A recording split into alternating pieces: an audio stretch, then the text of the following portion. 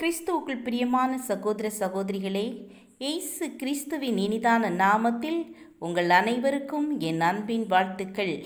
இன்றைய தினம் உங்களுக்காக கொடுக்கப்பட்ட வேத வசனம் எரேமியா 40ஆம் அதிகாரம் 4ஆம் வசனத்தின் முன்பாகம். இப்போதும் இதோ உன் கைகளில் இடப்பட்ட விலங்குகளை இன்று நீக்கி போட்டேன்.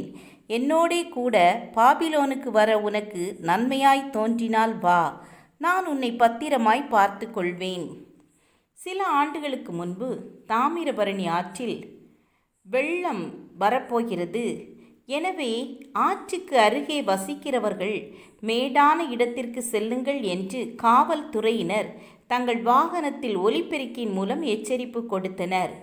இதனை கேட்ட அநேகர் தங்கள் இல்லங்களை விட்டுவிட்டு மேடான இடத்திற்கு சென்றனர். ஆனால் ஒரு சிலரோ மழையே பெய்யவில்லை, வெள்ளம் எப்படி வரும் என்று தங்கள் இல்லங்களில் இரவில் படுத்து தூங்கினர்.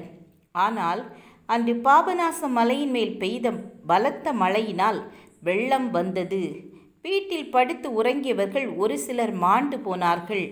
ஒரு சிலர் தங்கள் வீட்டின் கூரையில் மேல் அமர்ந்திருந்தனர். அவர்களை ஹெலிகாப்டர் மூலமாக சென்று காவல்துறையினர் காப்பாற்றினர். சில வேளைகளில் நாமும் கூட இந்த ஜனங்களைப் போல எச்சரிப்பின் சத்தத்தை கேட்காமல் இருந்தோமானால் நமக்கு இழப்புகள் நேரிடக்கூடும். நாம் தியானிக்கின்ற வேத பகுதியில் கர்த்தருடைய வார்த்தையை கேட்ட எரேமியாவை கர்த்தர் பாதுகாத்து கொண்டார்.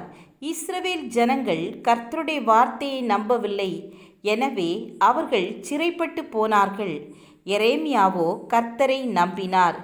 எனவே காவல் சேனாதிபதியாகிய நேபுசராதான் எரேமியாவை விடுதலை பண்ணினான்.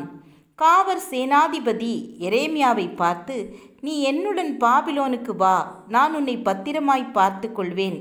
என்னுடன் வர உனக்கு விருப்பமில்லை என்றால் உனக்கு விரும்புகிற இடத்திற்கு நீ போகலாம் என்று சொன்னான். அப்பொழுது எரேமியா ஒன்று சொல்லாமல் இருந்தார்.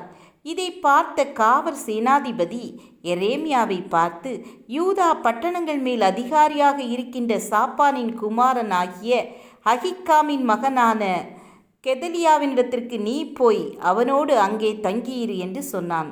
அதன்படியே எரேமியா கெதலியாவிடம் சென்று அவனோடு பாதுகாப்பாய் தங்கியிருந்தான்.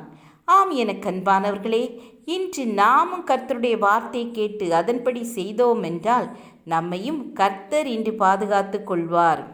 ஜெபம் செய்வோம். கிருபையும் இரக்கமும் நிறைந்த கர்த்தாவே, இன்று நாங்கள் உம்முடைய வார்த்தையை கேட்டு அதன்படி நடக்க எங்களுக்கு பலன் தாருங்க.